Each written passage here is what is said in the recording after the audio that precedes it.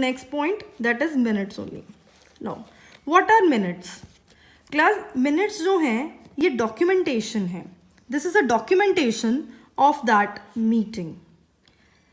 आज 2020 में 31 मार्च को कोई मीटिंग होती है, राइट? 2025 में हमने चेक करना है कि 2020 की 31 मार्च वाली मीटिंग पर क्या डिसीजन लिया गया था. तो ऑब्वियसली बात है, ऐसे तो किसी को याद नहीं रहेगा. एक प्रॉपर एक डॉक्यूमेंट होना चाहिए उस मीटिंग का. सो दैट डॉक्यूमेंटेशन और records of the issues and resolutions of the meeting is known as the minutes of the meeting, right? एक मिनट टू मिनट रिकॉर्ड होता है इसमें, और ये जिस भी बुक में रिकॉर्ड किया जाता है इसको क्या बोलते हैं?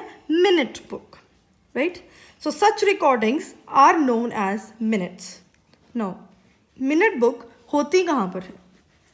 A minute book is usually kept in the registered office of the company.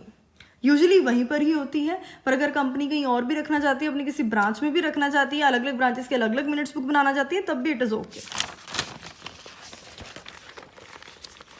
Now, minute book की इम्पॉर्टेंस क्या है? So the importance, the main importance of the minute book is it can be used as an evidence in court.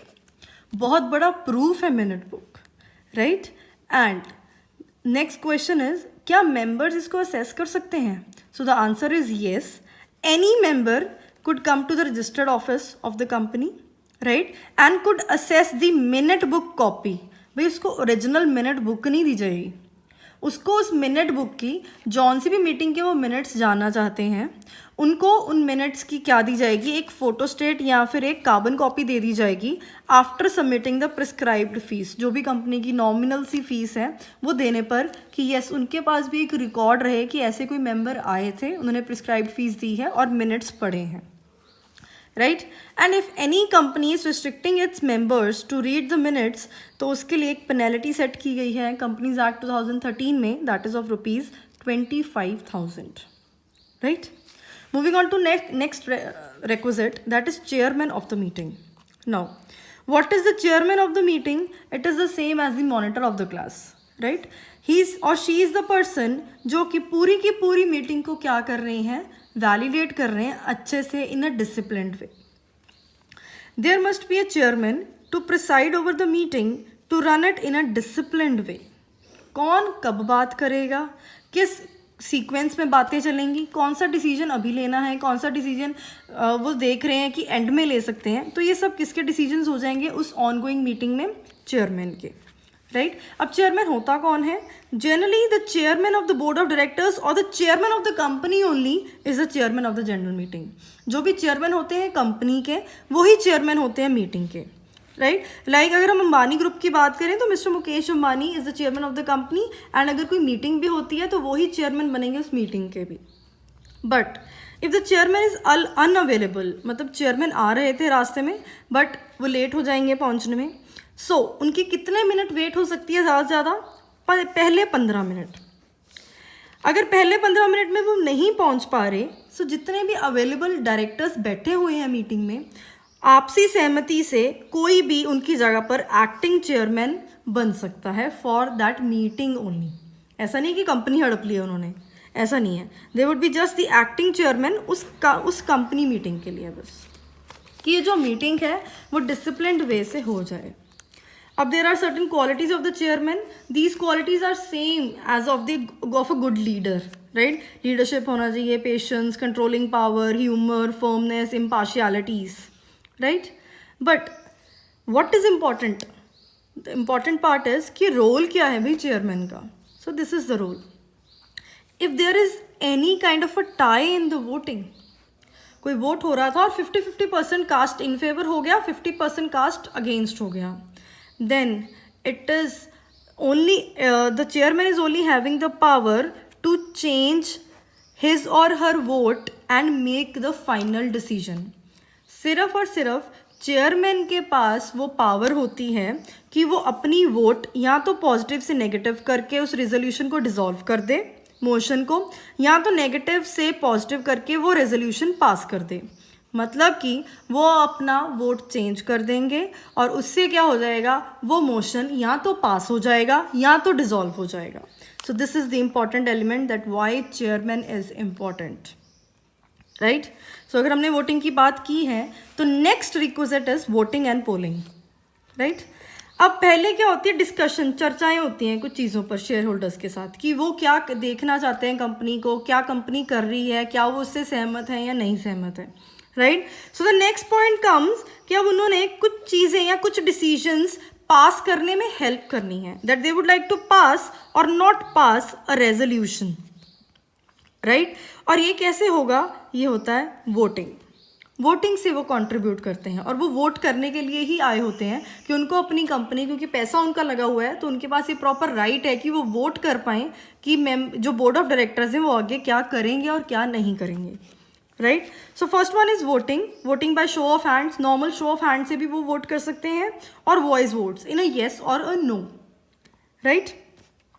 And this voting is done only once. अगर एक motion है तो ऐसा नहीं है कि एक बार आंसर नहीं आया तो दूसरी बार वही मोशन रिपीट किया कि भाई अब कर लेते हैं वोटिंग, 15 मिनट के बाद कर लिया, नहीं, एक ही बार वोटिंग होती है और ये रिपीटेटिव नहीं होता, राइट। उन्होंने अपना एक ही डिसीजन देना है that they are against the motion और फॉर द मोशन, राइट।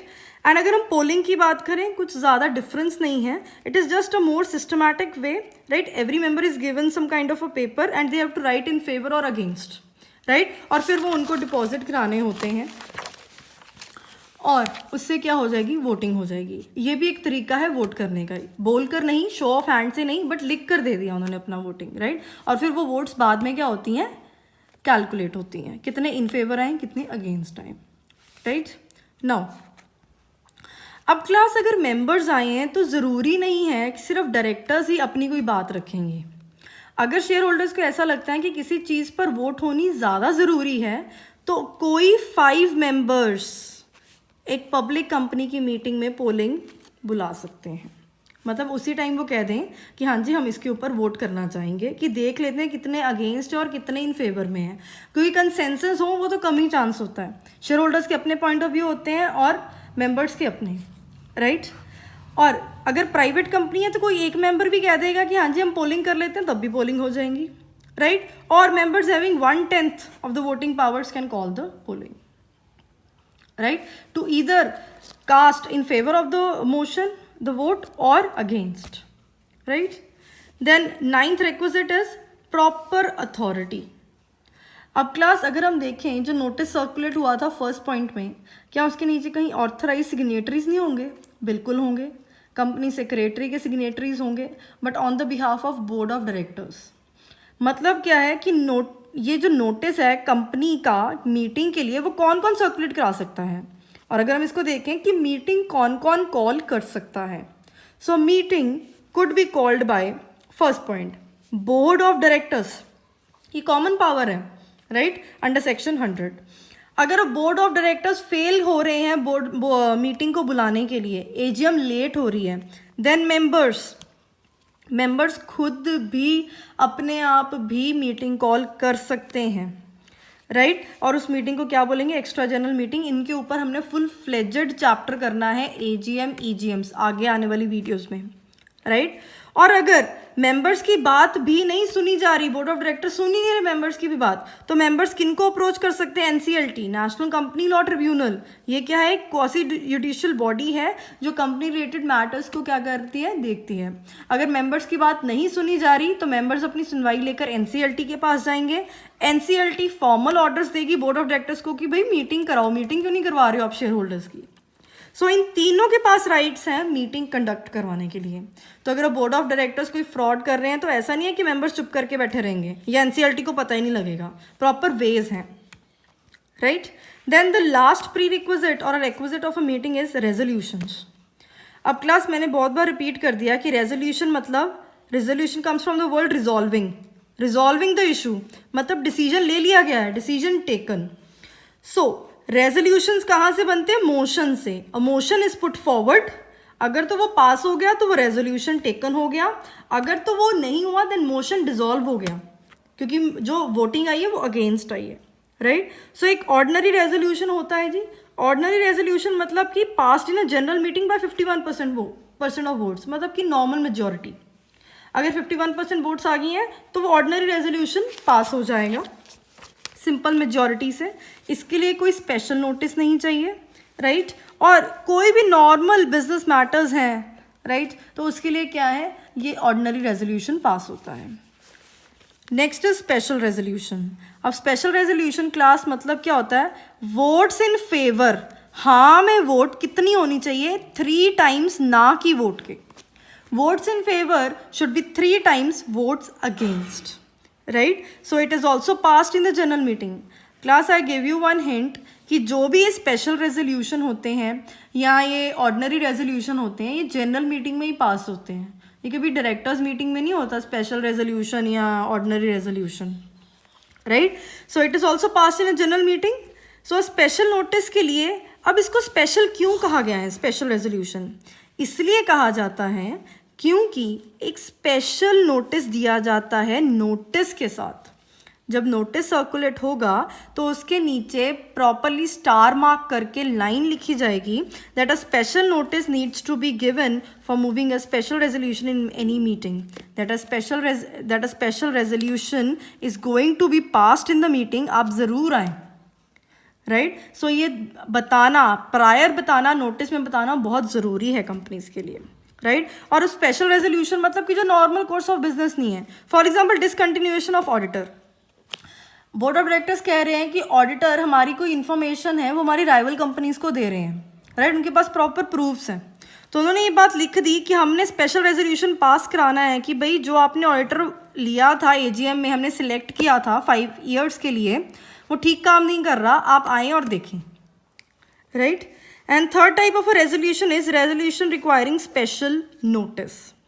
अब class as the name suggest एक स्पेशल नोटिस दिया जाएगा, पर आप बोलोगे कि मैम इसमें भी तो एक स्पेशल नोटिस था ना, कि नीचे लिख दिया गया था नोटिस के।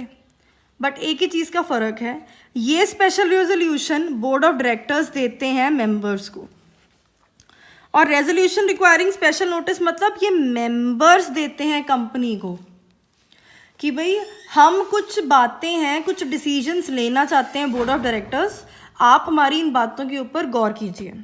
सो members holding 1% of the total voting power और shares holding minimum of 5 lakh paid up share capital, या तो उनके पास कम से कम 5 लाख की share up paid up capital है, या तो उनके पास 1% टोटल वोटिंग है, राइट। ये एक मेंबर भी हो सकता है, ये क्लस्टर ऑफ मेंबर्स भी हो सकते हैं। तो वो एक स्पेशल नोटिस भेजते हैं कंपनी को कि भाई ये जो आने वाली एजीएम है, हमने ये बातें उसमें डिस्कस करनी है, राइट। अब ये कंपनी को क्यों भेजते हैं, क्योंकि या तो ये एक शेयर होल्डर होगा या क्लस्टर होंगे, सबको नहीं पता होगा इस स्पेशल नोटिस के बारे में। तो वो कौन बताएगा, वो कंपनी ही बताएगी कि ऐसे ऐसे इन ABC शेयर होल्डर्स ने कहा है कि उन्होंने ये स्पेशल नोटिस पास करवाना है, राइट।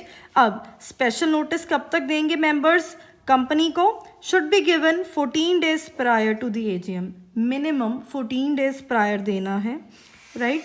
और एग्जाम्पल्स क्या हो सकते हैं इसके, resolution requiring special notice. For example director की रिमूवल करानी है, उनको डायरेक्टर का कोई काम पसंद नहीं आ रहा है, उनको लग रहा है कि डायरेक्टर जो है पर्सनल गेन ज़्यादा ले रहा है कंपनी से, उन्होंने लोन्स ले लिए हैं या कंपनी की प्रॉपर्टीज़ अपने नाम पर करवा ली हैं, तो डायरेक्टर को रिमूव कराना है। या तो न्यू ऑडिटर अपॉइंट करना है, रिटायरिंग ऑडिटर को उन्होंने डिसकंटिन्यू करवाना है कि उनको अच्छा नहीं लग रहा कि जो पुराना ऑडिटर है उनको लग रहा है कि कंपनी के साथ वो मिल चुका और फ्रॉडलेंट एक्टिविटीज़ कंडक्ट करा रहा है। सो क्लास यही फ़र्क होता है, स्पेशल रेजोल्यूशन कंपनी देती है मेंबर्स को और resolution requiring special notice members देते हैं कंपनी को। So I hope that this chapter requisites of a valid meeting मतलब any meeting is clear to everybody. From the next videos onwards we would be starting with AGM, EGM, board meeting, right? Thank you all, happy learning.